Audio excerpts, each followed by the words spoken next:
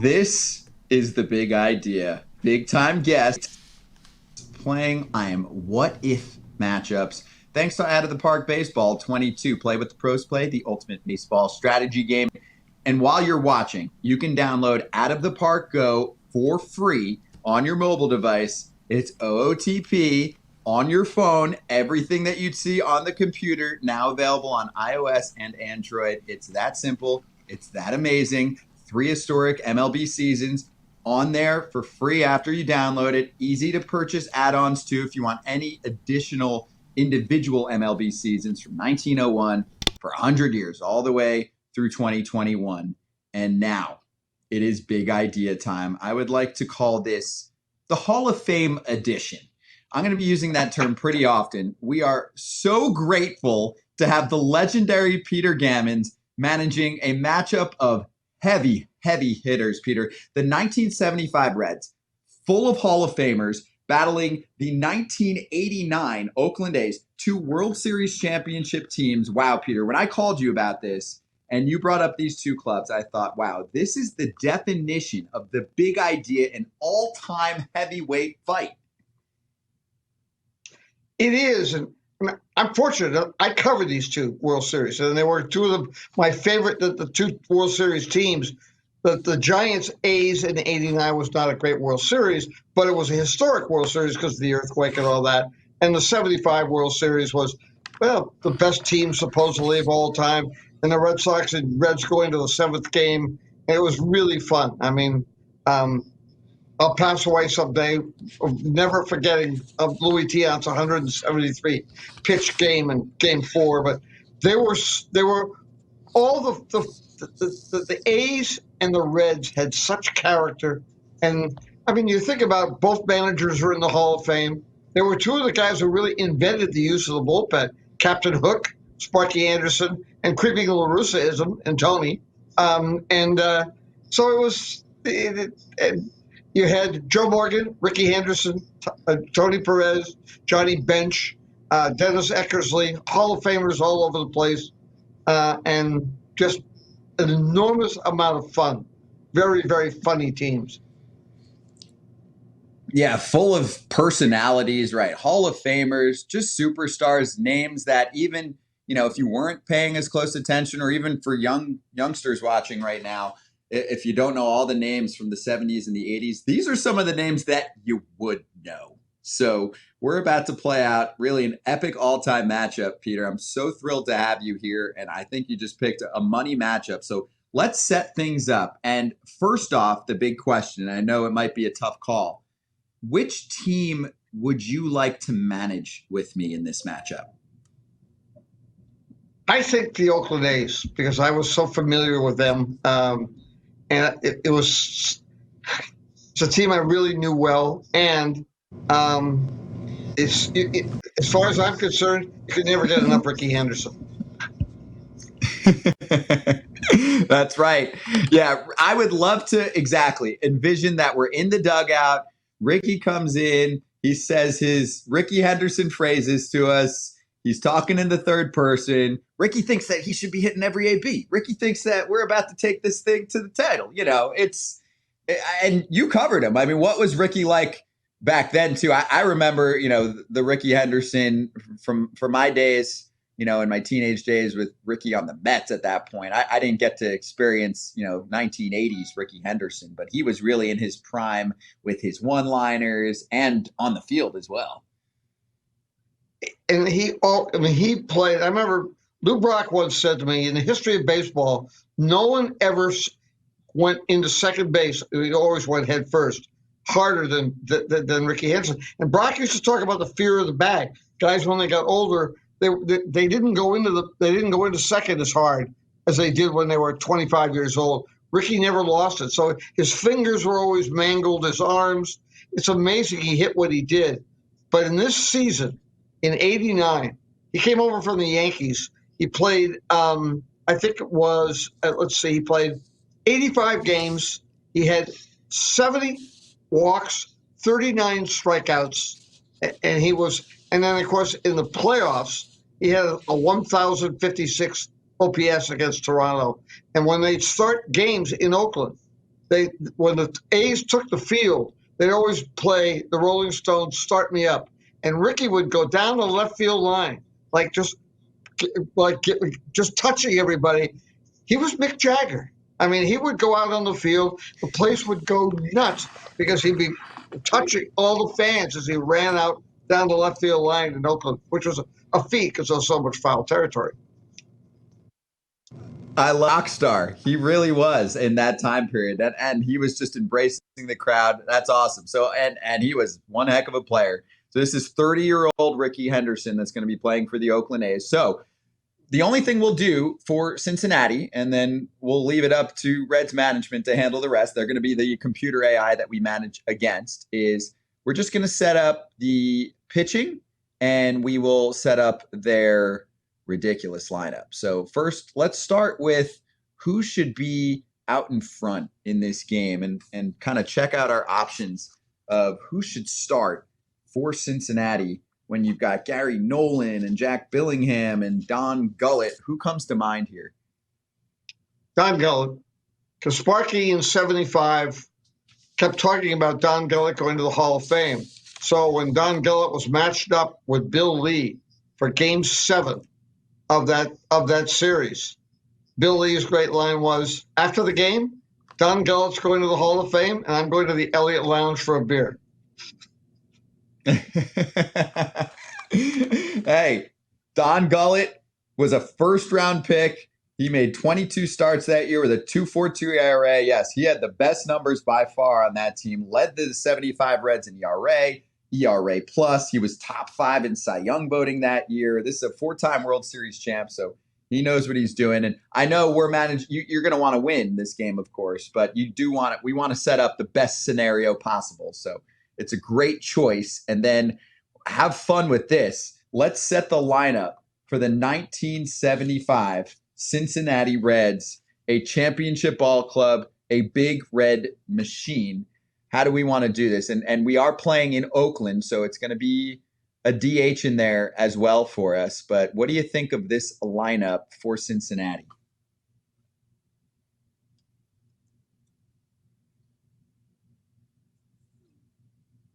What do you think, Peter? I think it's the thing that was so great about that lineup was you had, I mean, Joe Morgan was the MVP both years. It's such a great player, on base, slugging, all the rest.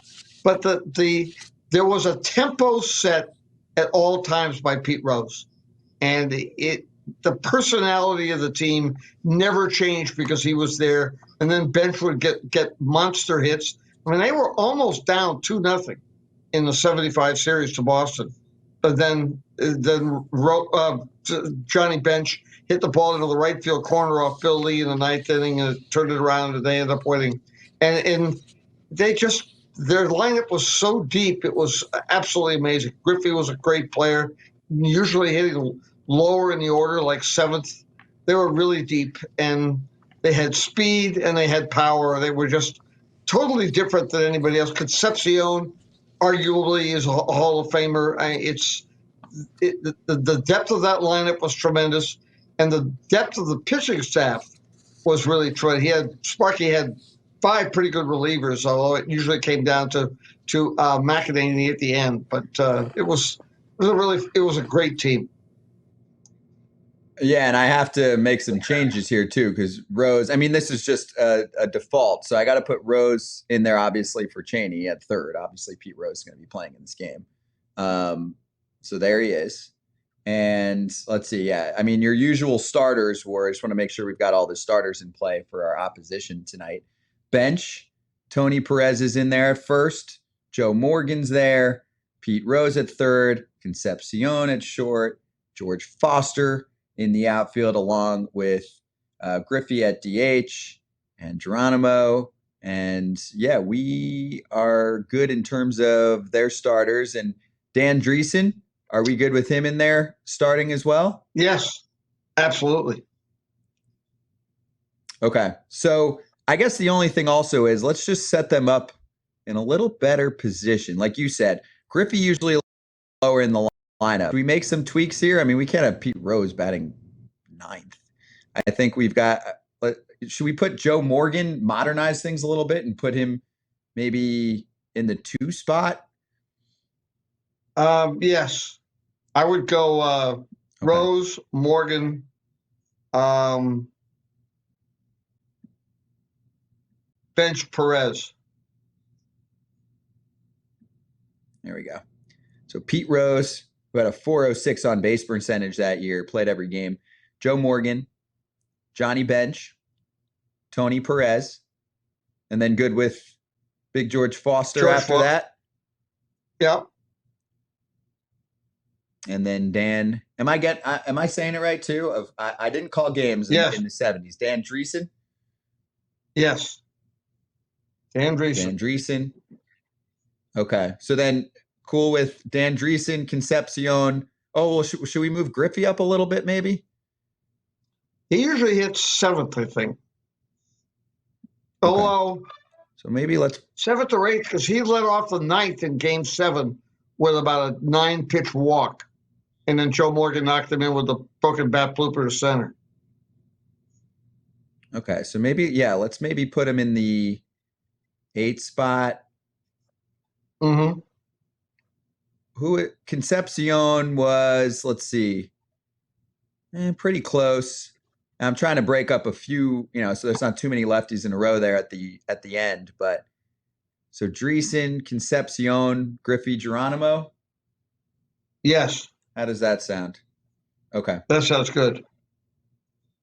Perfect. All right. So now that they're set up, that'll be up to Sparky Anderson and the 1975 Reds, team that won the NL West by 20 games, led baseball in runs per game, OBP. They were 3rd in stolen bases. They won 108 games. They were an absolute powerhouse who actually started 19-19 and then went on a run and ended up winning the franchise's first World Series victory since 1940. They're all good.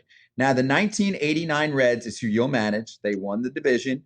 They were a stacked offense as well, and one of the best pitching clubs. 2nd in MLB in team ERA, and I know they didn't use this stat back then, but ERA plus, which factors in league and ballpark, 119. That was best in baseball as well. The 1989 champs. So it is time to set up this 1989 team. Right now, they have Mike Moore as the starter, but that's just the default setup. And I have a feeling that you're going to have a different name that you want to start in this one. Am I accurate on that?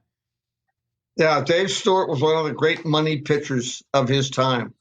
And one of the things that made Stewart so great is that while he was their clear number 1 starter for about 3 or 4 years, one of the things he did a lot was he could lose, but he'd stay in the game. So he'd save the bullpen. He would save the rest of the starters. In that year, there were 8 games that he lost in which he pitched complete games, or 8 innings on the road. So, but anyway, no reliever had to get used. And 2 other games he pitched all but 1 inning. So that they're only in number of losses, they only got 2 innings out of the bullpen, and that saved them. And their bullpen was basically a 4-man crew, so that he really made that bullpen great. And then so then Dennis Eckersley could have that incredible year in which he walked 3 batters all year. And of course, it's a winner take all hands on deck. So I'm not trying to slight Moore at all, because he did, I guess, technically have fantastic numbers that year as well. But I'm just saying, Dave Stewart, I mean, he's the World Series MVP that season, finished 2nd in Cy Young voting to Brett Saberhagen. But I will say, Mike Moore that season, 19 wins, led the A's in ERA, strikeouts, ERA plus. He was an all-star. He finished 3rd in Cy Young voting. So that's a 1-2 punch. And it was just Moore and Stewart, 2 games each in the World Series. They took over, and you're going to be able to go Dave Stewart if you want and piggyback him with Mike Moore, and then what? Maybe get to Eckersley and mix in a few other guys if need be. Yeah, you go to you had Honeycutt and Burns, who were equally good right-handed and left-handed, so you didn't have to worry about matchups. They could just come in, pitch an inning, and then you get to Eckersley in the 9th inning and throwing strikes, and as I said, walking 3 batters the entire year. That's incredible. What a season. Yeah, Dennis Eckersley, I mean, and you can see control was impeccable. That you got it. 80, we're 20 to 80 scale here on these ratings. So he was the best in that department. Okay, before we get going, Peter, let's make sure that you love your lineup. And I want to make sure we've got all our starters in there first off. And it looks like we're in pretty good shape in that department as we look at the bench, which includes Billy Beane, our friend now who works in the Major League Baseball office. But Gallegos on the bench instead of Weiss. And then otherwise, let's set this thing up for victory. I mean, I'm thinking we got to put Ricky at the top, no? Ricky at the top and Tony Phillips second. Tony Phillips going second. Phillips a big part of that team. He was a – then Canseco third. Okay. And then McGuire fourth. Hendu fifth. And then Dave Parker. No, excuse me. And then Carney Lansford. Then Dave Parker. Okay. And then Steinbach and Weiss. Perfect. Wow. I mean, I would say, first off, when you're looking at those names and the way you're just reading them, I'm like, this team can really swing the bat. I mean, these names are amazing for Oakland. These are some big time bats, Peter. I'd say the only, flaw perhaps is that there is a part where you're going 4 righties in a row and you can try and do matchups. But I mean, good luck with McGuire, Henderson, Lansford, Parker in that portion of the order. Oh, yeah. And there was a lot of variation in there. One of the things I loved about Lansford, he had 51 walks and 25 strikeouts that year, which is pretty incredible. Yeah, Carney. Yeah, Lansford, 398 on base percentage, 37 stolen bags. I mean, he probably gets overlooked when you look at some of the other names he was around, right? Oh, absolutely. He was, he had won a batting championship in Boston. And when he went over from the Angels, and he was a really, really good player. Very big part of the personality of that team too. He was like Tony's special guy. We'll see if he's got some matching in his bat. Okay, Peter Gammons, the 1975 Reds are able to take on the 1989 Oakland A's in Out of the Park Baseball 22. This is the big idea. Are you ready to see what happens and play this out? I'm ready. Let's do it. Time to start the ball game, and Dave Stewart, big game Dave Stewart on the mound. Actually, I think, wasn't his nickname Smoke? Yeah, it was when he was what did they call him?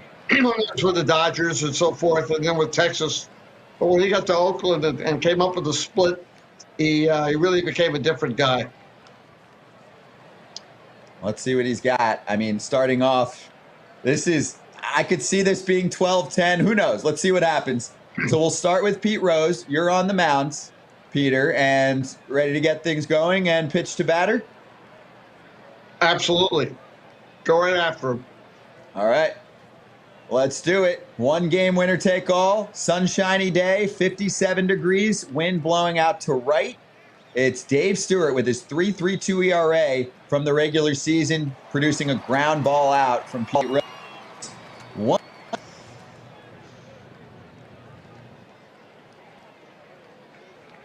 And here's their best hitter, right? Joe Morgan? Absolutely. Arguably the greatest second baseman ever. Great defender, hitter, base runner. Gotta love him in the 2 spot. And I think in the modern world, it wouldn't even be a question that Joe Morgan would be a 2-hitter. The Hall of Famer who won the first of his consecutive MVP awards in 1975. Pitching to him? Yes, I think you have to. Let's do it. And he drives a ball to right field, heading towards the line and making the catch is Jose Canseco. for out number 2, and that brings us to number 3 hitter, one of the best catchers of all time, and Johnny Bench.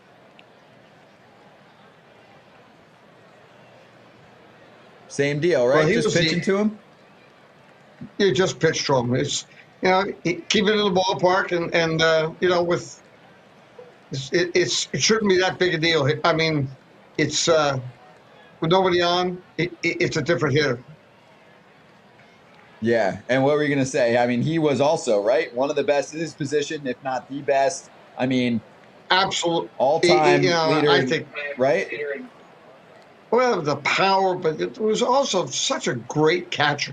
And so his personality, he made pitching staffs that much better because he could create conviction and keep pitchers laughing all the time. I mean, and that's a great skill. Yeah, he also won 2 MVP awards, just like Joe Morgan, 10-time Gold Glove winner. All right, so let's pitch to Johnny, and he's going to slap one into the gap in right center and come through with a 2-out double. And he's really good hitting the ball to right center field. He really decided a big part of the 75 World Series, taking 2 balls to right field in big situations. So, just a player. So no surprise. Yeah, just a player. No surprise there. He's trying to get some action started here in the first. Now we're on to Tony Perez, and they're going to just shift him a little bit to the right in the outfield. But otherwise, anything special or pitch to batter? I pitched to batter. Probably try to throw as many fastballs in on him as you possibly can. That's what Stewart does, and he jammed him and got him to pop it up and retire the side. Nicely done. A very vicious top of the order for the 1975 Big Red Machine. Dave Stewart gets past it. And now it's your turn, Peter, to watch these guys work. Rickey Henderson will lead off. Now, in most cases, you're just going to tell me swing away, I'm sure. But with Rickey, do you think about bunting? Not really, because he was such a good hitter. To me, Rickey's whole game was so creative that you just let Rickey do it. Let Rickey be Rickey, and he loved it. I mean, he went in. I can remember seeing him. He came up in the first week that he was in the major leagues. Yeah, and what was that like as he gets a base hit? What was he like in week number 1? He broke up a no-hitter in the 9th inning and stole second and third, and the A's won the game. So that's it. Now you get him on first. One thing Rickey would do, he'd get such a great lead, he would get out early as the catcher was putting his signs down. So he knew when catchers were going to call breaking balls because his lead was so great and he was so quick, nobody could throw over and get him. So Rickey always knew what was coming, so he ran on breaking balls his whole career. So it sounds like, I mean, do we want to get aggressive in the first and tell him, hey, Rickey, you have the green light. If you want to steal second, go for it? Exactly. I don't think would ever give Rickey even a yellow light. Just go, Rickey, whenever you know where to go. All-time stolen base leader, and he stays put for now as a strike. All right, so let's get another pitch coming through. Rickey's going this time. Throw from Bench. What a matchup. Bench versus Henderson on the bases, and he's in there. A stolen bat for Rickey Henderson, the all-time great. And Rickey was now young. Billy Martin tried to give him a red light when he was in his second year, and he went, Billy, maybe Rickey. I'll tell you when I'm going to go. So, we just give him a nudge here because we're controlling the game. So, are we trying to steal third in this scenario, or we're good with him at second, and he'll probably stay put for Phillips and the big bats coming up? Yeah, first inning, he'd stay at second, but he used to love to steal third. All right, so let's swing away with Tony Phillips, the number 2 hitter, and he smashes it to left center, and that's how the A's get on the board first. 1-0, 89 A's on a triple for Phillips. He's, you know, what was amazing about him, didn't matter, right-handed, left-handed. That year, he hit within 4 points from both sides of the plate. And he was so versatile, got a lot of walks, and he was one of the toughest guys you could ever encounter. He provided, it was like having a street fighter on your team. And it was like having Rose and Tony Phillips in the same game is a great thing because they were two of the toughest players I ever met. Yeah, tough guy to get out, too. 345 on base that season. And 4 for in the World Series. 2,000 plus hits. Never made an All-Star game. Interesting. You don't have that phrase too often. If a guy made it over 2,000 hits. I think Nick Markakis might have been a guy more recent that comes to mind who passed 2,000 hits and then finally made an All-Star game late in his career.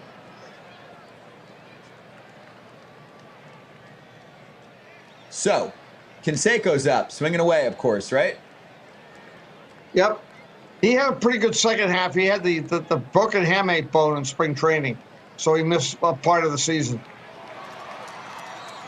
Well, he's back in a big way, Peter, and he's knocking in a run. It is a RBI double for Jose Canseco to make it 2-0, and they're all over Don Gullett early on. This lineup is fierce, and that brings us to Big Mac. Mac had some foot problems there for a while, but he had really come back by this time.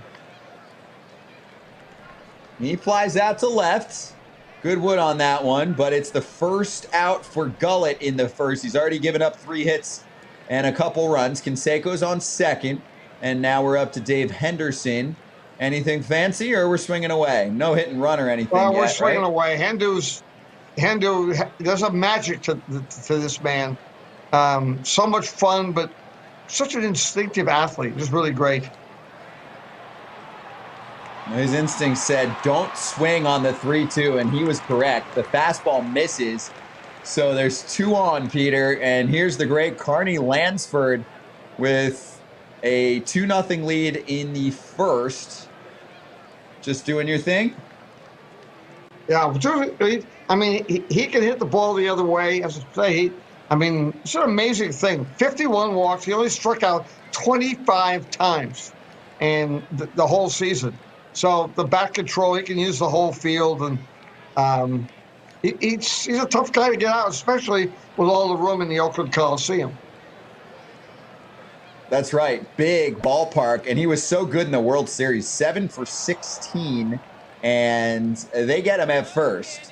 So 2 in scoring position now with 2 down. And, I mean, come on. Dave Parker is your DH hitting Steve. That is just mint of britches. Well, you remember, people used to make fun. They were absolutely, for those 3 years, 87, 88, 89, people were just astounded because they were as big as an offensive line. And it was a new thing in baseball to be that big. And when they went and got Dave Parker at 6'6", about 250, to go with Canseco and Hendu and McGuire, it was really something.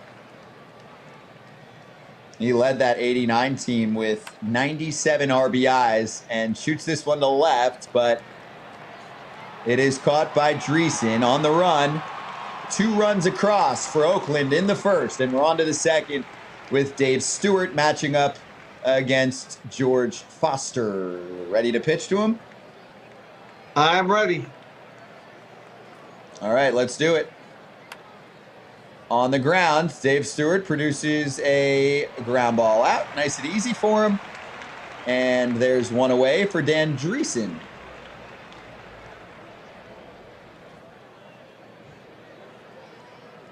Dreesen had hit 350 in the minor leagues. He could really hit. Yep. And look at that. He comes through with a ball really scorched to right field, Peter. And Dan Dreesen, I would say, when I say to you, Peter, name me some 1975 Reds, that's not the first guy that's coming up.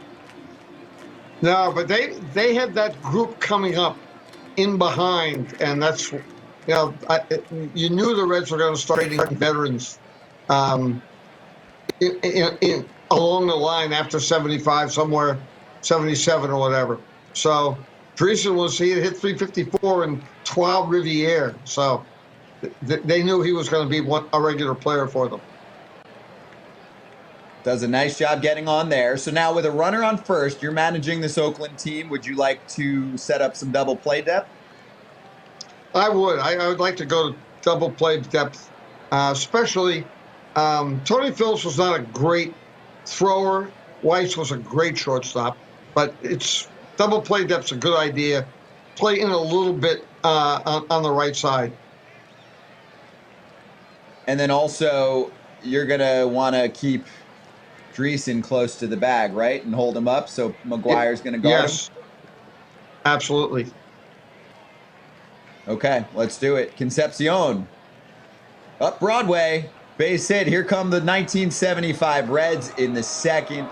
With all the flashy Hall of Fame names at the top of the order, you forget how much damage this bottom portion can do. And now it's Ken Griffey Sr. at the plate. The lefty bat, the DH in the 8-hole. He had a great So double play depth again? Yes, definitely. And it's a little more speed here. So. Okay. A little more speed. And are we still worried about holding runners or just play everybody in their spots to try and set up a double play? Definitely hold the runners. Hold them? Okay. Stu throw fastball, split away. Let's do that. Oh, he gets him to fly one to left center, and Henderson's there. Ken Griffey Sr. is retired for the second out. Number 9 hitter, Cesar Geronimo.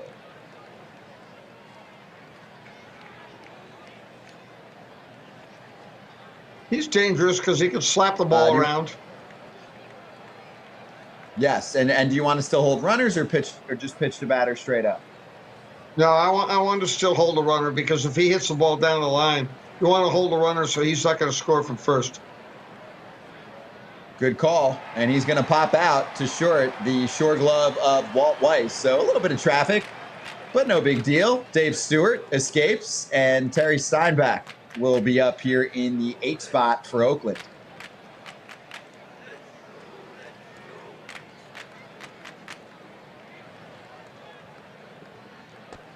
And that pitch is delivered outside and a bit low. And he reaches. What was he like? Just a solid guy. A very good receiver, good RBI guy. So popular that the clubhouse in Catuit, Massachusetts, was for about 20 years was named the Terry Steinbach Clubhouse. So Steinbach played for Catuit? Yes. Awesome. He was a third baseman. Well, that stands out. Yes. Yeah, where was he from? He was at the University of Minnesota. Minnesota. And an all-star in 89.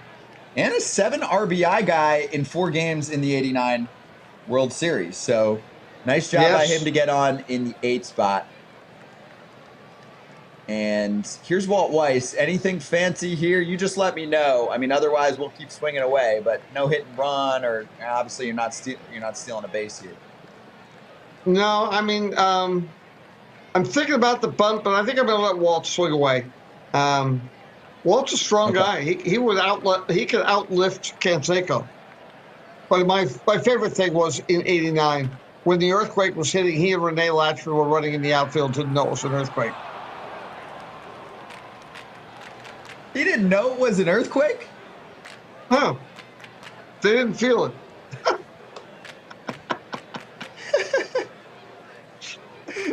That's amazing. Hey, well, you're right. Walt Weiss, and I've been around him a lot, in his coaching days. He is a brick house. He is built like a rock. He is fit as can be. You do not want to mess around with Walt Weiss, If you're in an argument with Walt, and he's a nice guy, great conversation, but that's a guy I want on my side, if you know what I mean. Absolutely. There's a fellow Tar Heel, so I like him even better. a 1988 Rookie of the Year. He did bounce into a double play, so you're back to the top of the order with Ricky, and just going to tell him to swing, right? Just Ricky, be Ricky. Ricky be Ricky. It worked for him in the first when he singled and ended up scoring. This time, he will not leave the infield. Caught at short by Concepcion. 2 innings down, and we're in the third. Peter, you're managing the Oakland A's to a 2-0 lead at the moment. Dave Stewart in there so far so good. Second time through the order. Let's see how he does against Pete Rose.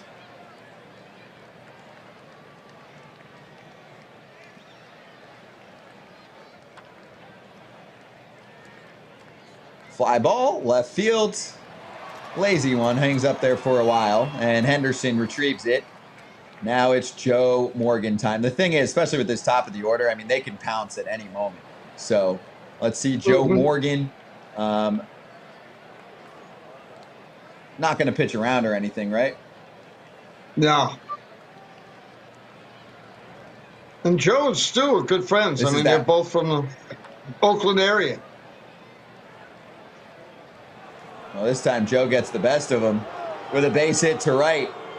So now you've got the 1-2 punch of the 2-time MVPs. Johnny Bench is up with Morgan on first. So I'm guessing we switch things around here, a little double play depth. We'll go double play depth, but we have to hold on first base. Still want Joe to run. Absolutely. Yeah, Joe can really move on the bases. That's to short. There's one. And they'll just settle for one. The fielder's choice at second. Bench gets himself over to first. No throw there. Oakland trying to play it safe. And there are 2 down in the third. Here's Tony Perez. He was such a great RBI guy. And 75, 7th game. I mean, they're down 3-0, and Bill Lee threw 2 straight leafless balls to him, and he hit the home run, and Reds came back and won. But that was a huge moment in Reds history. He threw back-to-back Evis pitches? Yeah, it was the third one he threw Perez, and Perez was an off-speed hitter. It maybe wasn't the greatest choice. Definitely not. Tony Perez was an all-star in 75. Don't overlook what he did back for this team. So let's do it. Johnny Bench on first. Stewart rocks and deals, and Perez sends one to the corner in right. No problem, though. Canseco runs it down, and you have to be impressed. I mean, did you ever think that Dave Stewart would be matching up against the 1975 Reds? No, I think at that time he was a catcher in the Dodgers farm system in 75. No way. He was a catcher originally. He and Kenley Jansen. What was the story there? He never hit very much. So he had a great arm, and kind of like Kenley Jansen. He was a great catcher. He just couldn't hit. So he could really throw, so they made him a reliever. Whoever made that final decision or said that sentence that really resonated with the pitcher, both of them, talking Kenley and Dave Stewart, they really worked wonders for their lives. You know, it worked out for those two. It certainly did. So Gullett's still going, and here's Tony Phillips, and you just let me know, if you want to sneak bunts with anyone, but I'm assuming we're just swinging away right now. Yeah, he likes to take a lot of pitches. Well, do you want to take a pitch here? No, he's a guy, again, just let him do what he wants to do. Don't take him out of his rhythm. Okay, perfect. He tripled first time up. This time, it's softly to third, and there is your first out in the home third, and here's big Jose Canseco. I mean, Canseco and McGuire were the talk, right, of this team in terms of the power department. Absolutely. The Bash brothers, they were absolutely huge. And they were so different. Mark was a student, a real scholar when it came to baseball. And Jose, I mean, he could be sitting in the trainer's room an hour before the game and say, well, by the way, who's pitching? they'd say, "Is he left-handed or right-handed?" He wouldn't know. I mean, it's just Jose was Jose. He just it never like he was good friends with Weiss. One thing about it, he explained to him, he's a left-hander. He's a breaking ball guy. I'll probably try to throw breaking balls down on your back foot. Okay, I was just scouting report. Hey, and some guys need that where they're just naturals. They don't want to overthink things. We even talk about that in today's game. He just goes out there and he knows what he's doing. Yes. And you mentioned the injury for Canseco that year. I mean, this team was dominant, but it worked out for them, of course, winning a World Series. But I mean, the win total might have been even more ridiculous for Oakland if you had a full season of Jose Canseco, who, I mean, the team still won 99 games, but he only had 227 regular season ABs with 17 homers. And he was coming off of the MVP season. Right. See what he's got. Double in the first. This time it is a little rope to second and a good grab by the athletic Joe Morgan. And there are 2 outs here for Mark McGwire, a young Mark McGwire. Hey, got to give credit to Don Gullett. I thought in that first inning, they're going to blitz him, and this could be 6-0 before we blink. All of a sudden, we've played 3, and it's still just 2-0 Oakland with these. I mean, you got the big red machine against the big green machine. And so far, it's been just, I would say, very tempered down in terms of the scoring. Absolutely. Still Dave Stewart, you're not thinking about even warming anyone up right now, right? There's no trouble. I mean, you got good arms in your pen, but just ride him out. You wouldn't think about it until he's in the middle of the 7th inning at best. I mean, he was a horse.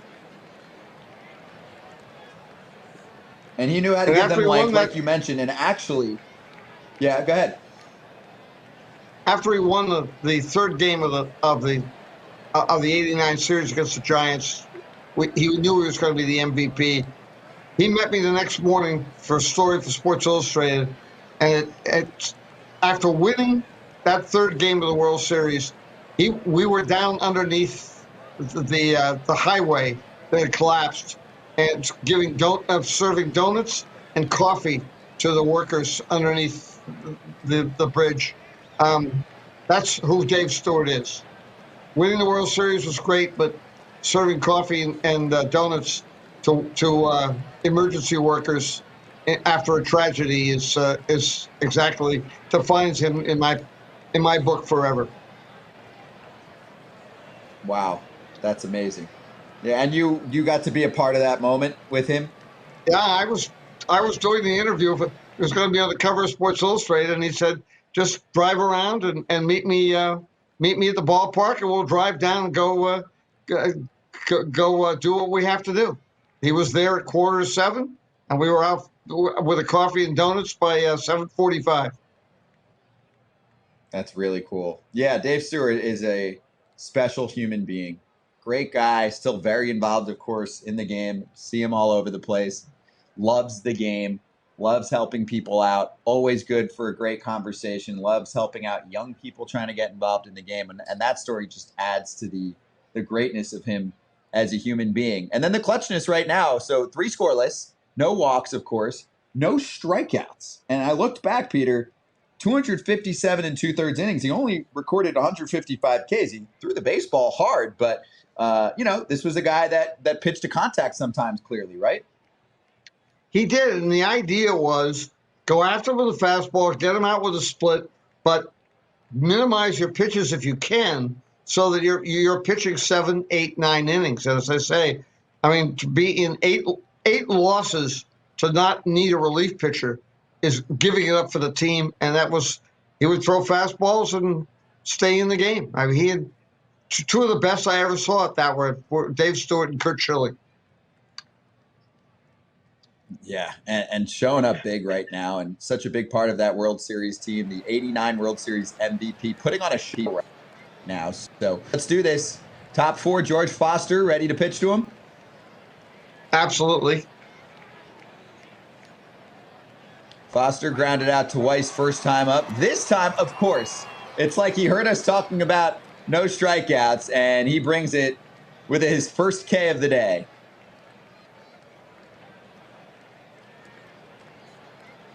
Now back to Dreesen, who did put together a hit first time up, and he chased one out of the zone. All of a sudden, Dave Stewart putting together a swing and miss inning with 2 gone. It's Dave Concepcion.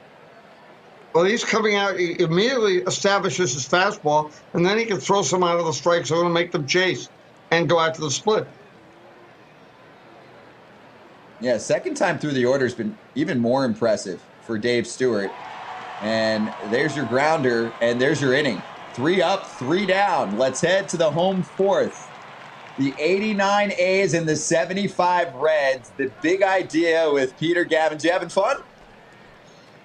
Yeah, this is the way Stu has been able to control this game.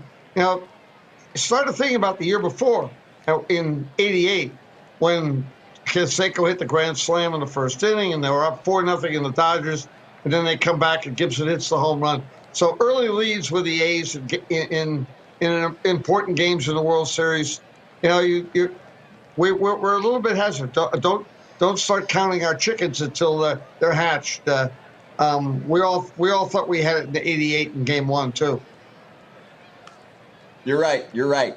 Everybody, slow your roll. We're only about halfway through, not even. So Dave Henderson time, and he walked in the first. This time, smashes a ball to center. On the run and flying for it is Geronimo, and he's got it. He was shows us the glove, fielder. No trap. What a play!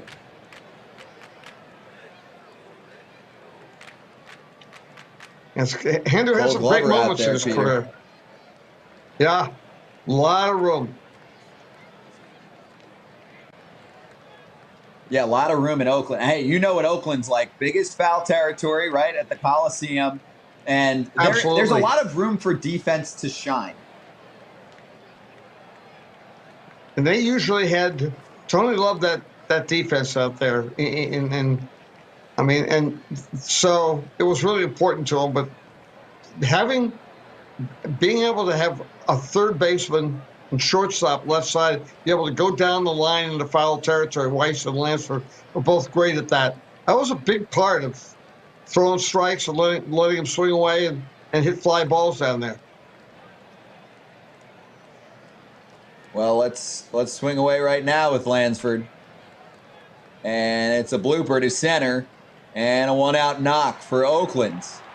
And here comes Dave Parker.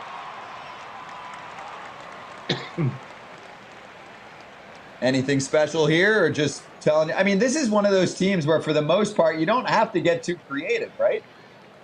No, I don't think with either team. They pretty much play straight up, and until they, maybe get into a situation where they have to force things in the last 3 innings. But the A's, Tony would bunt, but only in certain situations.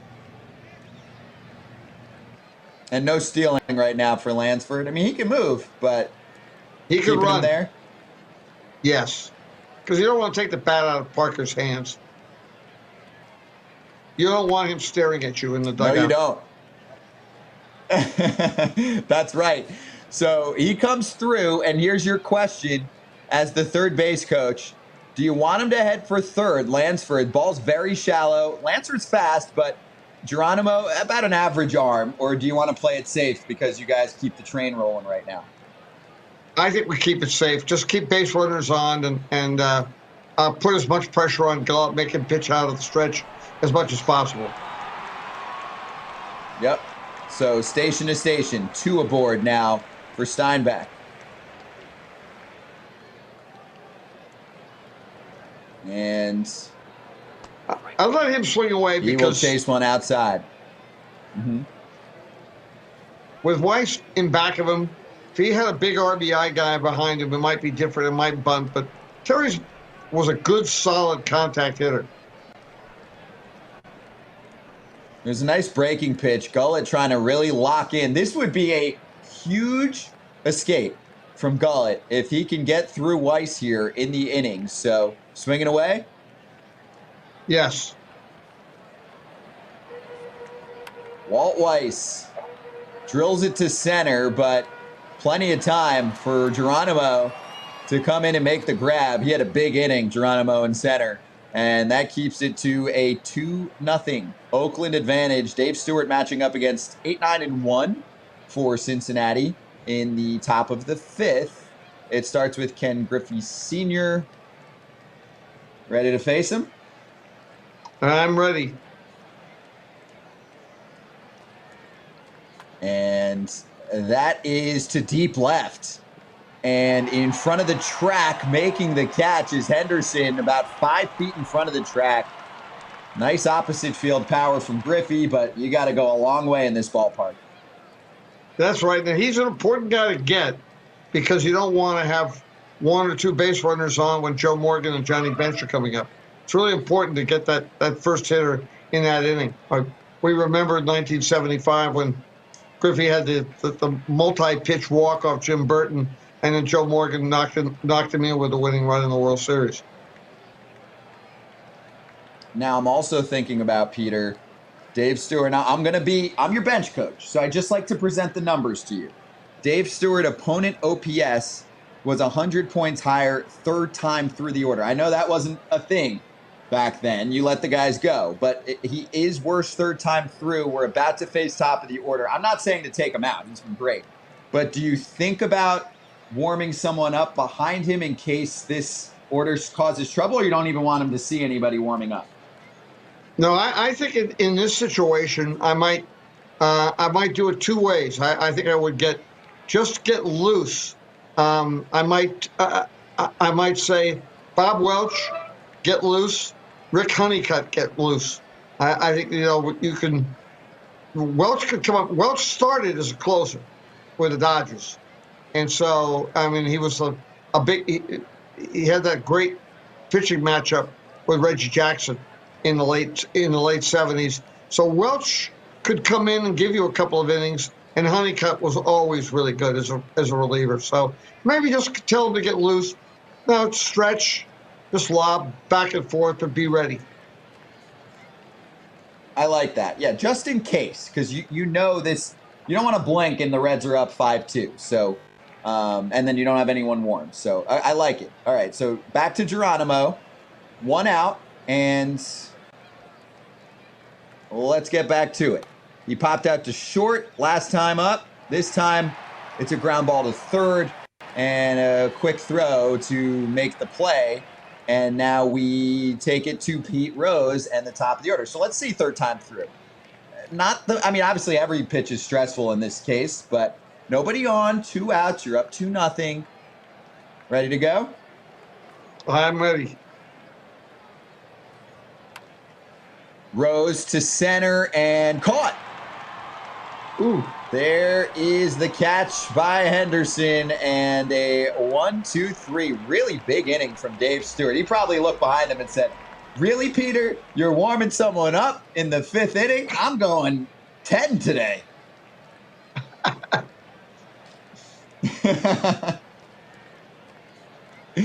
All right, so Gullett against Henderson. Here's your top of the order.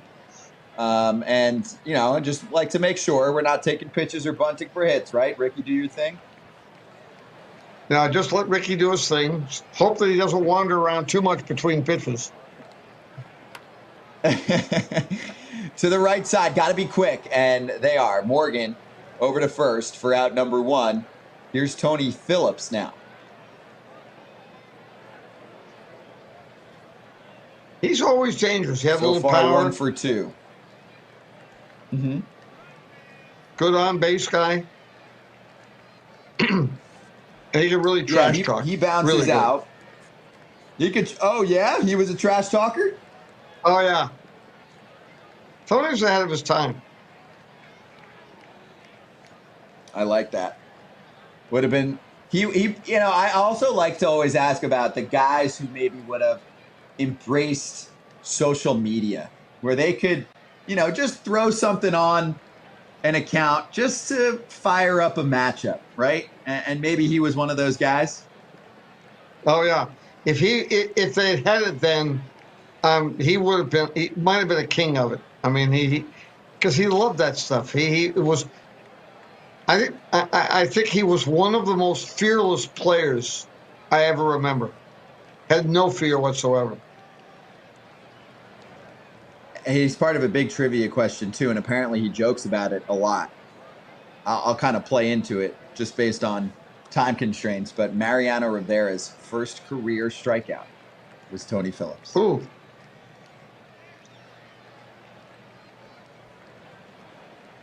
He gave him the confidence he needed.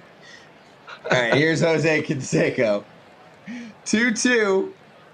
Long one to center, but Geronimo's there. A lot of action. Geronimo's picking up his steps today. He's going to look at his steps at the end of the day and be like, wow, these A's put me to work. But I've got to give credit to the Reds right now. Gullett and company and a pretty solid defense for the most part, bottling up these A's. Of course, the Reds not scoring right now is surprising too. This is a low-scoring game. This is why we play this out, Peter. It's the 6th inning, and here's Dave Stewart against Joe Morgan. You're still going to go with your guy right now, I'm assuming?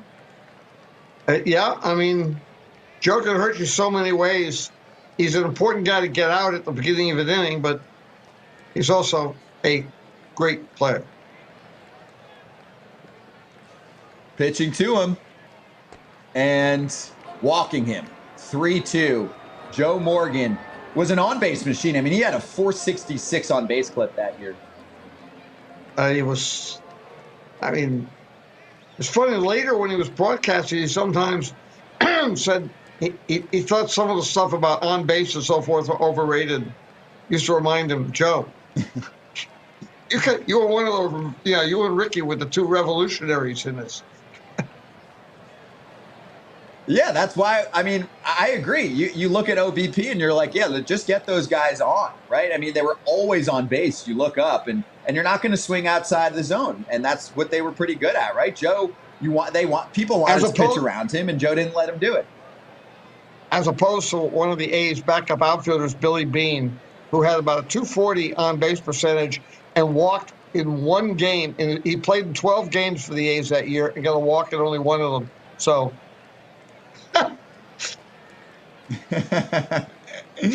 Yes, eventually, the traditional money ball front office takes over, and an OBP like that would not have flown with the 1990s front office all the way up until this point. No, and Billy always used to say, I just didn't want any players who went to the plate like I did. That's right. Okay, so Johnny Bench is up. Ready to pitch to him?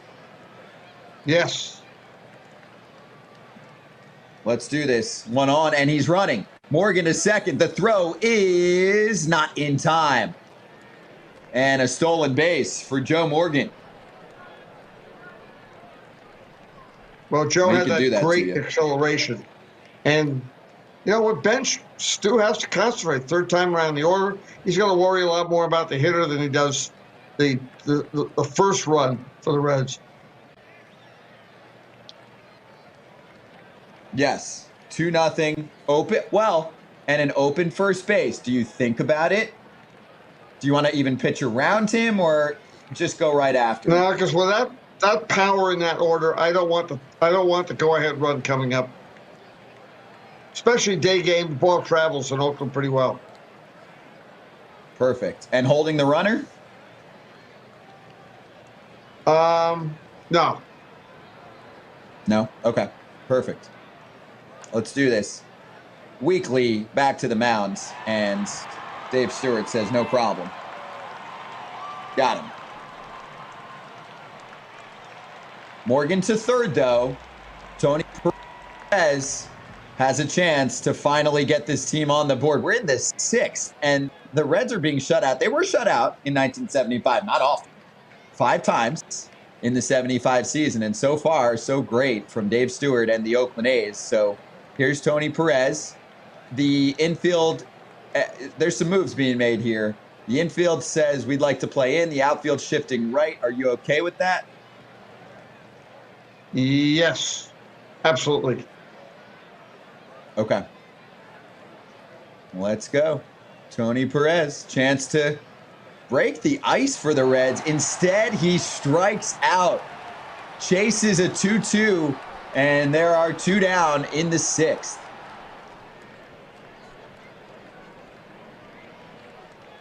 So This just is the move the guy who can infield hurt back you. now. Yep. Okay, moving him back.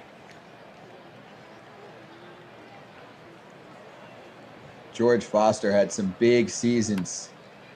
This one is in the air to right, and no problem. Canseco makes the catch. Look at Dave Stewart. Wiggle out of it, leaving a runner stranded at third. This is a 2-0 game in the home 6th, and it starts with Mark McGwire.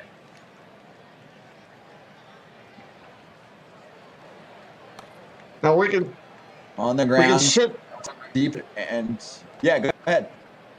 I was just going to sit Welch down now and let Todd Burns stretch because they can go Burns, Honeycutt, Eckersley the last 3 innings. Perfect. All right, so let's get Burns ready. Todd Burns in the bullpen, warming up for the next inning. And after the Mark McGwire ground ball, it's Dave Henderson. And there's strike 3, a 3-2 on the outside corner. Good performance from Don Gullett, who's now up to 91 pitches here in the 6th.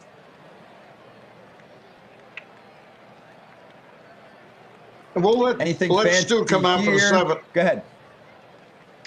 Let Stu come out for the 7th, but keep Burns and Honeycutt just lobbing the ball back and forth. Okay. Yep. We'll keep them warm. And wait, just in case. Burns, and do you want Honeycutt there just in case in that inning to be ready? You just be loose. They don't have to be throwing very much, but just be, both of them can get hot in a short time. So we just want them up and stretching and not be surprised when if they all of a sudden have to get up. If you could organize any game with any players in baseball history, who would you call?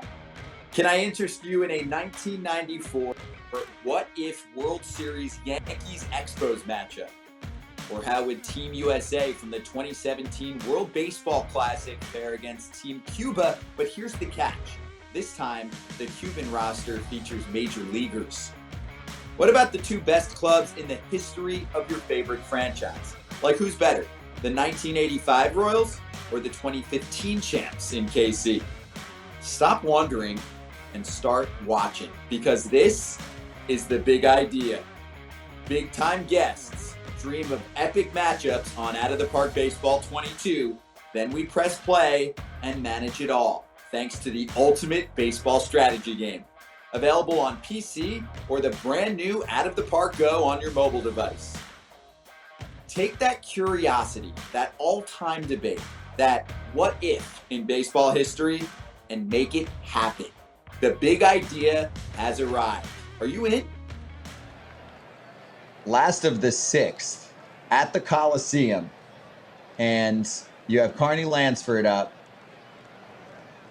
You're not trying to take a pitch or bunt for a hit or anything. I mean, I guess the one thing to think about too is, do you want to try and get Gullett out of the game, or you're okay? I mean, he's really been in a groove. He's at 91 pitches. Do you try and take a pitch with certain guys, or you don't want to mess with anything right now?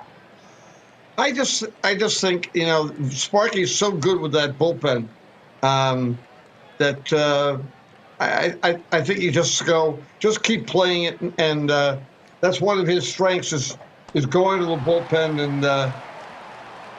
and hoping he gets through. Well, you got through on the bases. A 4-pitch walk, so maybe Gullett is starting to lose it a little bit. And this should set you up nicely for the 7th inning when you should get back to the top of your order. If, let's see, Dave Parker in the 7 hole can do some damage here. So Lansford, just throwing it out there. Any running, or you want to see Dave swing the bat? I think with left on left, I think if it were right-handed pitcher, I might start Lansford, but left on left, I don't think so. Galton's pretty good against left-handed hitters. He's got that little four seam that he could really get swings and misses from left-handed hitters. And not trying to steal a base here. No. Left-hander Parker. and bench, that's tough. Yeah, you're right. Exactly. Johnny Bench, you don't want to mess with too much. It's tempting, but a fly ball to right field ends the 6th. So inning number 7, and here's Dave Stewart, and let's just check out the bullpen and see how we're doing. So you have Burns and Honeycutt ready if needed. Yes. We got 6 outs to Eck. So one more inning to get through, and then Eckersley time? We're just going to get to him and then let him face 3 batters in the 9th. Oh, okay. 3 batters in the 9th. And that one's on the right side on one hop. No problem for Tony Phillips to put away Dan Dreesen. And now, Dave Concepcion in the 7th spot with 1 out. Look at Dave Stewart go right now. And that one towards the line. There's Canseco over there to make the catch. And Dave Stewart is using this ballpark to perfection right now. Absolutely. Now he's down to 4 outs to the closer. So it's I think Stewart telling me that I don't even need to have Burns and Honeycutt lose. He'll get there. He took great pride in what he did for his teammates. And the stamina tells the story. I mean, an 80 grade in the stamina department. And, you know, the way starters don't go as deep these days, we know that. It's been well documented. You can appreciate a starter really knowing what it takes to get himself from start to finish, navigating through this lineup. A little bit of swing and miss, but not much. 6 2/3. He's struck out 3. He's only walked 1. He's just all around the zone, working the corners, and I would say, you know, tap dancing a bit around the top of the lineup, picking his spots. So here's Ken Griffey Sr. and ready to pitch to him. Absolutely. 2 outs. We'll see if Dave Stewart can get through 7. No, it's a 2-out walk. So Griffey is on board, and this is when you just start to think, because now it's so close. It's 2-0, tying run at the plate in Geronimo. I'll still go. I'll stay with Stu here, but you know, if I've got Rose and Morgan, I might be coming up after him. I might be thinking about using Honeycutt. All right, so this is a big AB. Could be the last one for Dave Stewart. And a throw over to first, trying with a back pick, but Terry Steinbeck can't catch Ken Griffey. So 0-1 is the count. And do you want to hold the runner?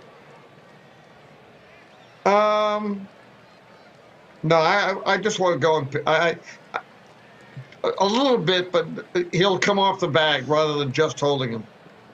Okay. So here we go again. Oh, and he hit him. So a little bit of a control issue here in the 7th inning. That puts 2 on. Is it time to go to your pen? I think at this point I would like to go to Honeycutt. Let's make a change. With him.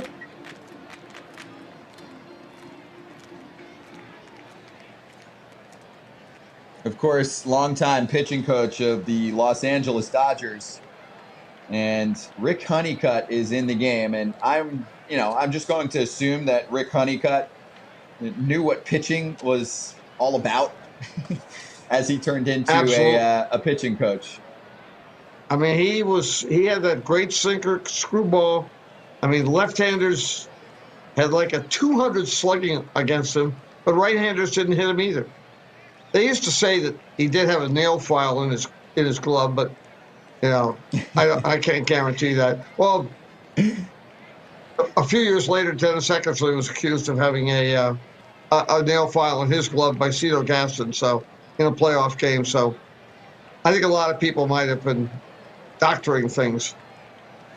Yeah, and we've seen that, and in the game today, pitcher's always trying to gain an edge, right? Always looking for something. Absolutely. Help the baseball. Remember when Joe Niekro had his nail file fell out of his back pocket when he was pitching for the Twins. It was like, I just had a hangnail. It's no big deal. I was just trying to do a little manicure in between innings. I don't think that's what he said. All right. This is big, Peter. 2 on for the Big Red Machine. They can't believe that they've been shut out to this point, and Rick Honeycutt tries to fool Rose with a slider on a 3-2 pitch. It misses, and the bases are loaded with Joe Morgan digging in. Well, you have to keep Honeycutt in the game for Morgan, even though Todd Burns, he got lefties out, but those are lefties. This is Joe Morgan. So Honeycutt has to stay in the game. 156 batting average, 248 on base, 200 slugging that year by left-handed hitters against him. Against Honeycutt? Yes. Now, the only other thing I'll ask you before this monumental showdown is you've got Burns in there. Do you want anyone else warming up, or you're good for now? Burns is your backup, and you'll worry about the next inning later. Yeah, Burns is my backup. If I go long enough, I'll ask Eckersley to get 4 outs. Okay. Big AB, Peter. Ready? Oh, yeah. 2-0 game. This is when the Big Red Machine attacks. Joe Morgan to left field, and it drops. The Reds are on the board for 2, and we are tied. The legendary Joe Morgan with a 2 RBI knock. It is 2-2 in the 7th. Well, he dumped that ball out there. Actually reminded me a little bit of 75 with a game-winning hit, but he was such a great hitter. And he was definitely better against righties, too. Yes. You made the right call, Peter. It's the Reds' offense. I mean, come on. They weren't going to be shut out in a game like this.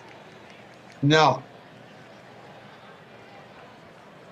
So are we still okay with Honeycutt here now against the right-handed hitting Johnny Bench? I think so, because he's a ground ball pitcher, and they have a lot of right-handers coming up after that. If I have to take him out, I'll go to Burns then. Okay. So one more here. Honeycutt pitched a batter. And Bench. Oh, that ball skips away. And Pete Rose, Mr. Hustle, come on down. It's 3-2 Cincinnati. That's a killer. I mean, Steinbach was really good, but it's you got to block that ball and keep that any way to keep the runner from scoring that way. But that sinker ball, maybe a little extra, a little carve up. And maybe he was in one of those positions that I know some analysts like to pick on these days, where I'm kidding, but trying to frame a pitch and maybe he wasn't set up in the most athletic position. It's been a lot of talk in 2021, right? About how a catcher should set up. I think Terry was probably set up right. Maybe in front of the plate. Well, you've got a dynamic offense still with room to spare here. All right, so Honeycutt against Bench. And off we go. Ground ball. Hot shot left side. Toss across the diamond. Side retired. The Reds punch 3 across in the 7th. Let's do a little 7th inning stretch. And look who gets a chance to redeem himself to start off inning number 7 for the home team.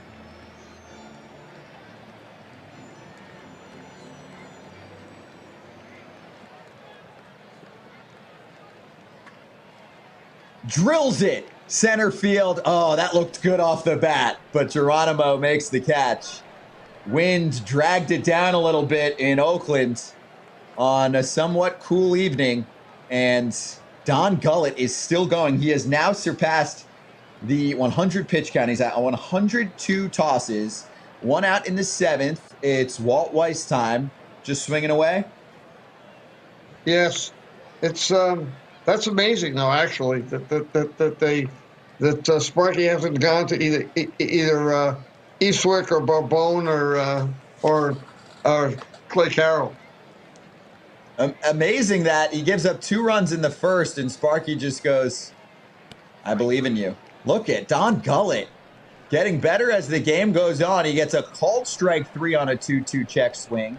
And the one other thing I'll mention before we dive into, well, I think you could put a 2-out rally together, but just in case, I just want to make sure as your bench coach that we're feeling good about our bullpen. Let's make sure we have some guys warmed up for inning number 8. So we want Burns in there and making sure he's good to go, right? Yes. Okay. So he's warm. Anyone else to think about just in case if we're looking for like a lefty-lefty matchup? I know Eckersley. I mean, too soon to warm up Eck. What do you think? I think it's we let Burns, because Burns is really good against left-handers too. They only hit 140 against him.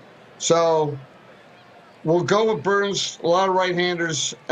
If I need Eck for 4 outs or 5 outs, he's much better against right-handers than left-handers. So, and this is the last day of the season. Eck can fly home and go play golf tomorrow. Exactly. This is it. Give it your all. So do we need to warm him up yet?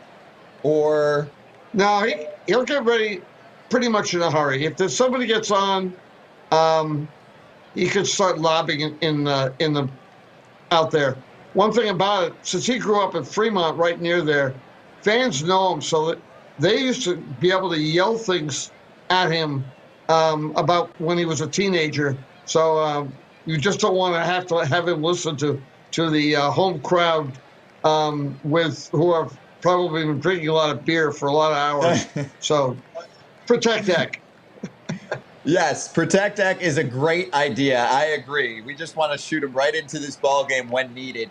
And all right, here's the top of your order. Home 7th, Ricky Henderson.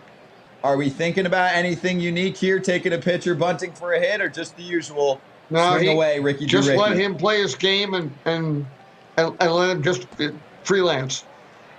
Well, look what he did. Ball 4 on a 3-2 pitch. That's 4 walks for Gullett. He's still in there, and he's starting to tire. I mean, this is 113 pitches with some good bullpen arms. Tony Phillips is up. Wow, with Captain Hook, that's amazing. Yeah, I want Tony to take a couple of pitches and just see, can Ricky get the lead and see that there's a breaking ball coming, and then he can run on that. So maybe Tony take 2 pitches. All right, let's take a couple pitches. There's one, and it was a pitch out. Great call. A pitch out. There's ball 1. You want to take another pitch? Yes, one more pitch. Next up, misses, low and inside. It's 2-0. Do you want to take another? No, Ricky can do what he wants now. So the question is, I mean, we have to kind of give Ricky the green light if we want. So do we want to give him the smart steal for stealing second, or just leave him alone and let's swing away? Just leave him alone and let swing away. Okay, perfect. Tony Phillips go. Right side, and it's gobbled up at second. Joe Morgan makes the play. Side retired. 7 innings in the books. A classic matchup between the 1975 Reds and the 89 Oakland A's. It's Honeycutt against Perez, or do we want to get Burns in there? Where are we in the order? We're at Perez? I'll Perez, go to Todd Foster. Burns here. Okay. Yeah, I'll go to Todd Burns here. Sinker, slider, and good against left-handed hitters as well. But it's important to get those right-handers now. And anybody warming up, because it could take a couple batters. Just want to make sure that they're a different pitcher in this game if they're cold. So I just want to make sure that we're covered in case Burns gets in trouble. I would start letting Eck throw lightly in the bullpen. Got it. Perfect. Back to the action. And Burns against Perez.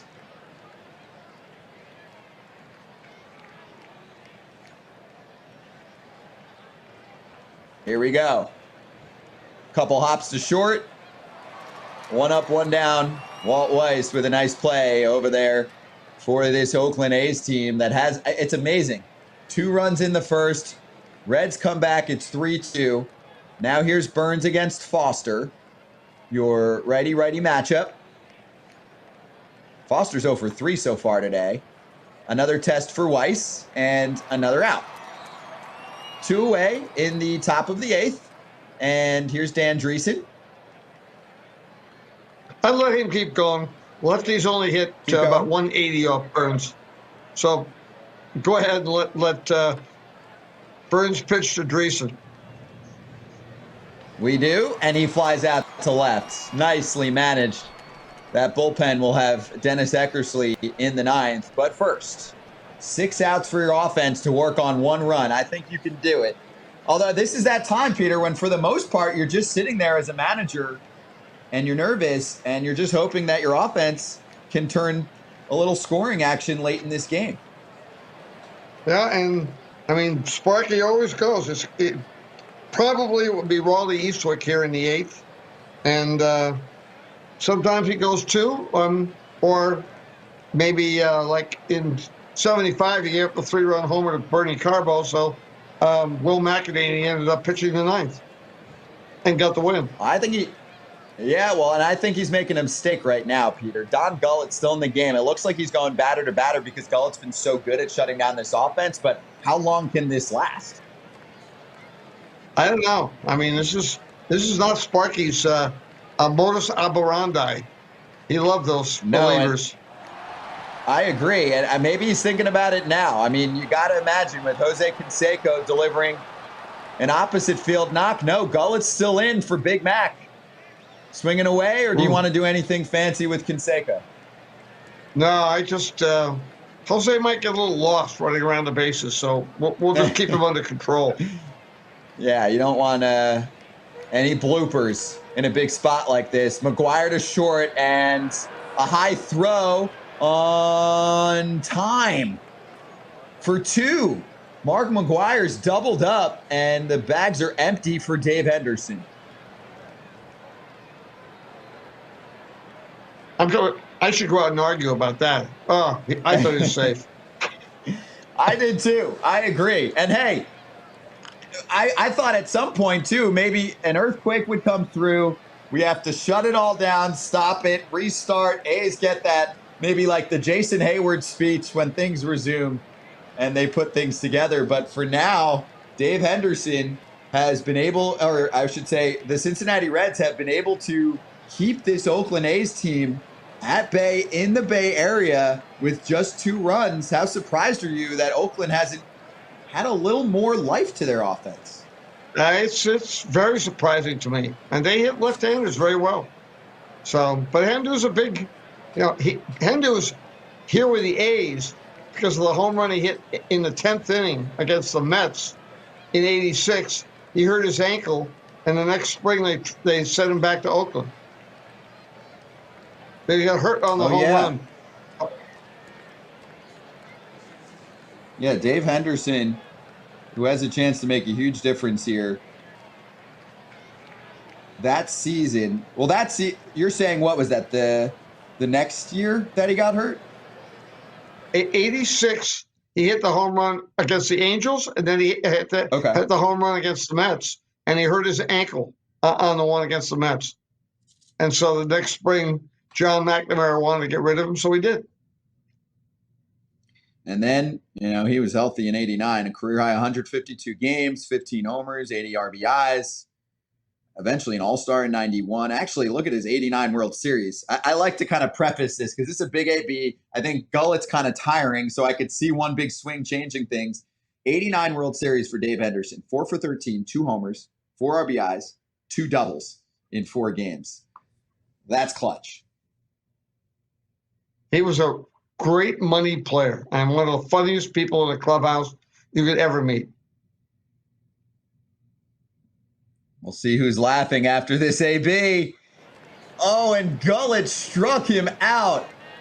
Sparky Anderson is blowing our minds right now with this decision to keep Gullett in the game. But, I mean, how many pitchers were able to shut down this offense in 1989? Not many. So I guess he's just feeling it. A hot hand. It's one game. Like you said, go play golf after this. And the Reds are holding on to a 3-2 lead. Inning number 9 is about to begin. Wow. So I'm bringing Eckersley in. I want to keep it a 1-run game. Okay. Dennis Eckersley in for Todd Burns in the 9th. And back to action. 7, 8, 9. So you got the bottom third of the order. So let's start things off and see how Eckersley looks. If he walks someone, I'm throwing my papers up. Nope, that's a strikeout. You said what? 3 walks that year to 55 Ks. Yes. An amazing season. I'm expecting big things here against everyone. That's very weak to second. Weak enough that Phillips can't make the play in time. He'll hold on to the baseball. Otherwise, he felt like he was going to have to kind of dive, and you don't want the guy getting to second base in this situation. 1-run game. So Geronimo's up. Griffey's on first. Double play depth, and the outfield's playing deep. Is that good with you, and do you want to hold the runner? I want to hold the runner because I don't want too many guys going around the bases. Here we go. Eckersley against Cesar Geronimo, and then top of the big red machine up next. Geronimo deep right center, but caught, and Griffey retreats back to first.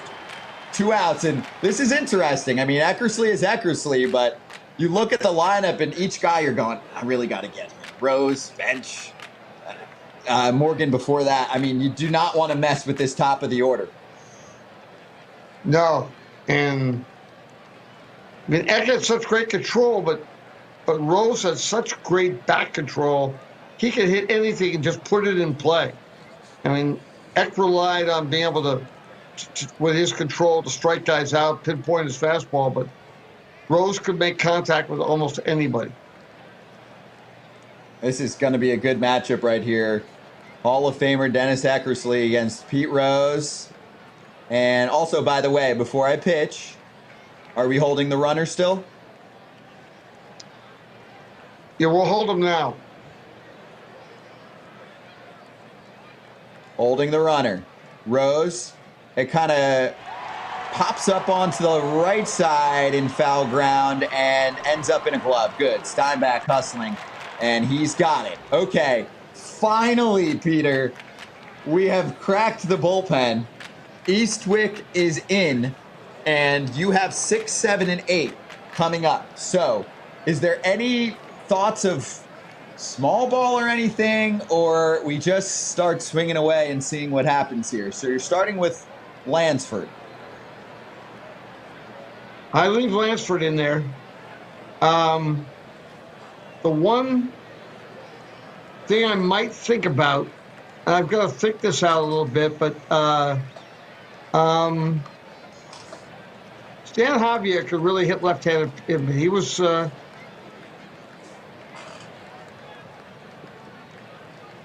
no, I'll stick with the 3. I won't use Stan. I like Javier a lot, but you need a little bit of extra base hit in this situation, and you can get that from Steinbach probably better than Stan Javier. If we had Bernie Carbo, I'd send him up there, but we don't. Nope. All right, so you just got to be that manager, right? Where you're just top step and you're going, work some magic for me, boys. Law of averages says you haven't scored since the first. What is this? So no bunt for hit or anything, right? With Lansford just going to swing away, contact hitter, see what happens. Just swing away. He hit right-handers well. He uses the whole field. 1 for 2 so far tonight. He does go the other way, but it's on the ground and grabbed by Morgan for the first out. Now it's Dave Parker. Ready for it? Yes. He loves these moments. And he does make contact, and over at short, it's Concepcion. He loses the handle. Made a diving stop, but knew he couldn't make a throw. And Dave Parker just making a little action here in the ninth. He's on first for Steinbeck. So I'm sticking with Steinbeck instead of going to Stan Javier at this point. We didn't use the bench a lot in pinch hitting situations. So would you like to, I mean, you're not going to bunt, obviously, but are you trying anything like hit and run, still second, or let's just do this?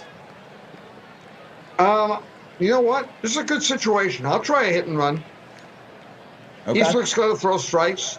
He's worried about throwing strikes. It's a good situation. Steinbeck was a good contact hitter.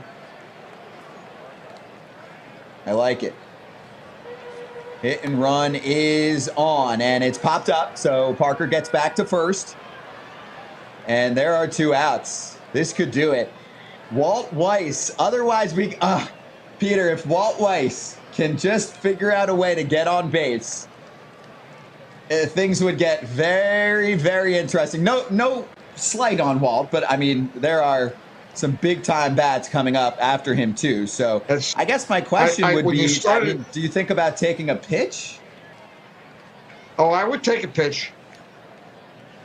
I'd definitely take a pitch and try to get Eastwick into a count where, he has to throw a strike and get a base hit. Starts with a changeup, and it misses. So that's ball 1. Would you like to take another? No, I think right now, Walt's ahead in the count. It's a big difference, 0-1, 1-0. So let him hit away.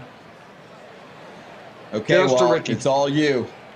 It's to third. Throw to second. They go the short way, and the Cincinnati Reds of 1975 say we did it. What a unique win for the Reds. 3-2 the final score over the 1989 A's in really what was a thriller, but also a shocking result score-wise, Peter, as these teams combined for 5 runs. And if you told me they combined for 25 runs, I would have believed you more than 5 runs. I agree. When it comes back, the Reds came from behind one in 1975, 4-3 in Game 7, and go back to the A's having the 4-0 lead in Game 1 in 88, and ended up losing that game. And so we got a little bit of history here that got repeated, unfortunately for the A's. But the Reds could win by 1 run. I think they could win by 10. That's right. It was shocking. And I think, Don Gullett was named the MVP of this game. That makes sense. And he even said afterwards, because I'm sure he knew that people were wondering why he was going so deep into this game, but a gutsy call to remain in when this team could have changed things with one swing of the bat. And he said in the post-game quotes, "We had our daggers along the way, but we made them eat crow today." And I would say, yeah, a guy like Mark McGwire, who went 0 for 4 in this game with a couple key runners left on base. That one stands out. A young Mark McGwire, though. Gullett really was able to kind of work the zone, pitchability, work both edges and kind of switch up his pitch mix at all times. It was a brilliant performance by him. I'm honestly shocked, but that's the thing, Peter. As you know, it's baseball. It's one game. And this is how we get to see how things were decided. And he was a great athlete and competitor who then got hurt later. Of course, he went to the Yankees as a free agent, but When he was young, I mean, Sparky used to. He really did believe that this was the Hall of Fame pitcher that he had. Now, 2 years later, he got to manage Tom Seaver, so that changed. But he really believed that thing about Gull. That's why Bill Lee said, he's going to the Hall of Fame. I'm going to the Elite Lounge.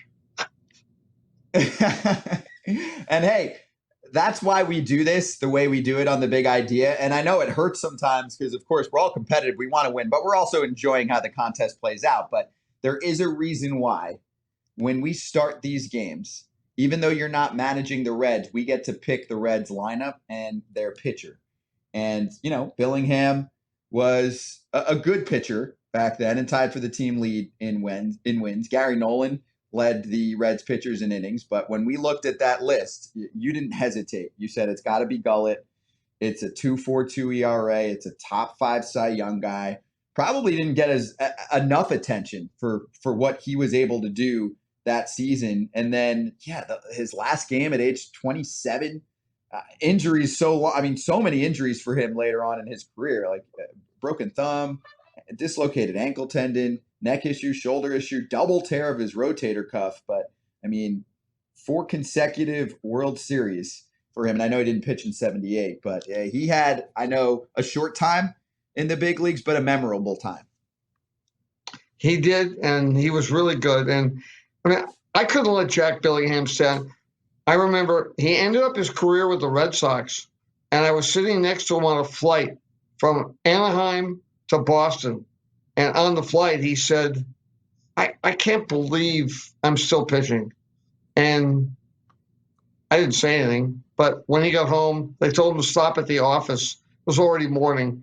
He went to the office and he got released. So he answered his own question. I'll never forget sitting next to him and forecasting his release. Yeah, hey, when you well, they say when you know, right? And I guess he really knew. He really knew. He was so honest with himself, and a phenomenal guy. But it's one of those things you never forget. You feel. I get home, I hear Jack Billingham's been released, and I go, "Oh, I feel terrible."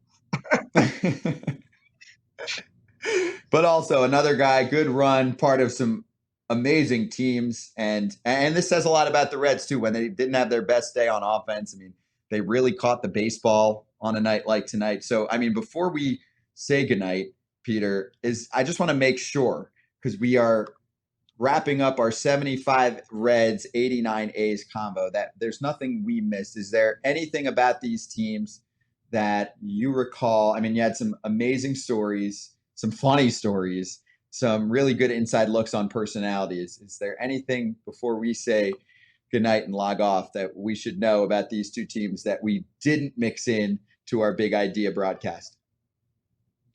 No, I think that we caught that they may have been two of the most colorful teams that I ever saw win a World Series.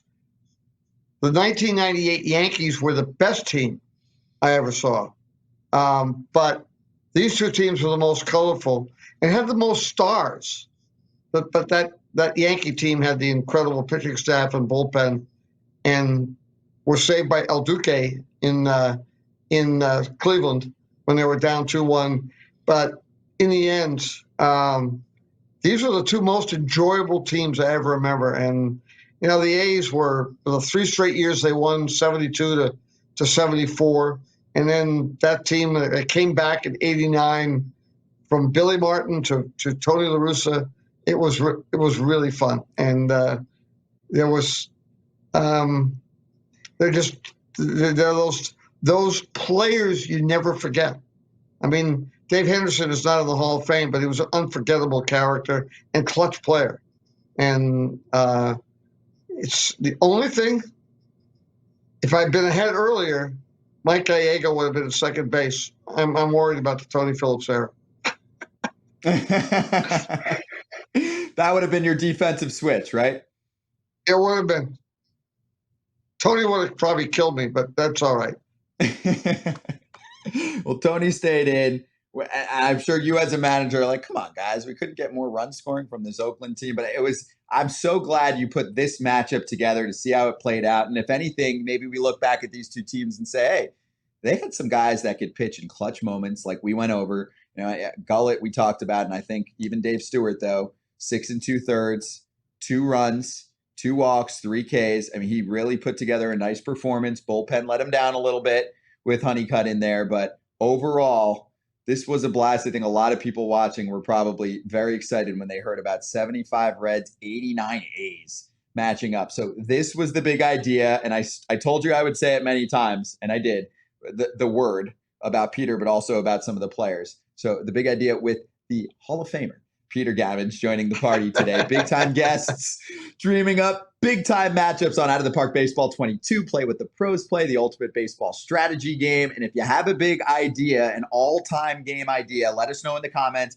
We'll work on making that dream a reality for you. Also, you can play on your phone right now with the fresh new Out of the Park Go. Download it for free on your mobile device. It's on iOS. It's on Android. Peter Gammons, it's been a pleasure. Thank you so much. Scott, it was really fun. I really enjoyed it.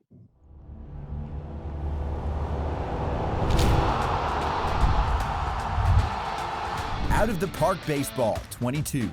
Play what the pros play. The world's best baseball strategy game.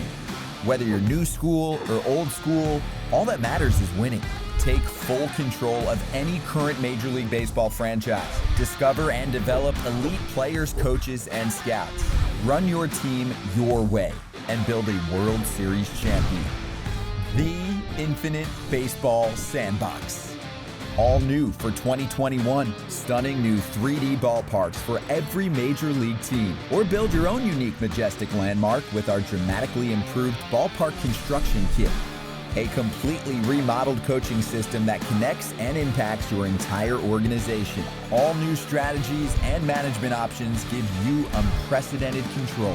Plus, dozens of gameplay and performance improvements that make the best even better. And of course,